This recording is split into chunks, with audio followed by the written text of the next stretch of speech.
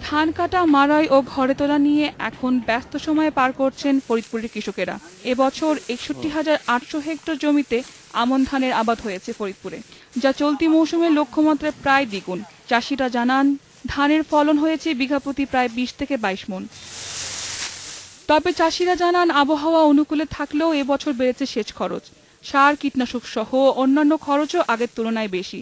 তাই ধানের ন্যায্য দাম না পেলে লাভের মুখ দেখা নিয়ে সংশয় রয়েছে তাদের।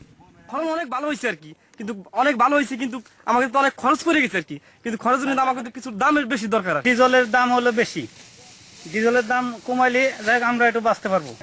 জেলায় এবার আমনের উৎপাদন লক্ষ্যমাত্রা ধরা হয়েছে ১,২৮,০০০ মেট্রিক টন। এবছর লক্ষ্যমাত্রার বেশি উৎপাদন হবে বলে আশা করছে কৃষি বিভাগ। ৬২,০০০ হেক্টর জমিতে রূপা আমন ধানের আবাদ হয়েছে, অর্থাৎ ১২,০০০ হেক্টর জমি রূপা আমন ধানের আবাদ বৃদ্ধি পেয়েছে। আশা করা যাচ্ছে এই বছর রূপা আমন ধানের বাম্পার ফলন হবে। ন্যায্য মূল্য পেলে কৃষকেরা উৎপাদনে আরও বেশি আগ্রহী হবে বলে মনে করছেন বিশেষজ্ঞরা।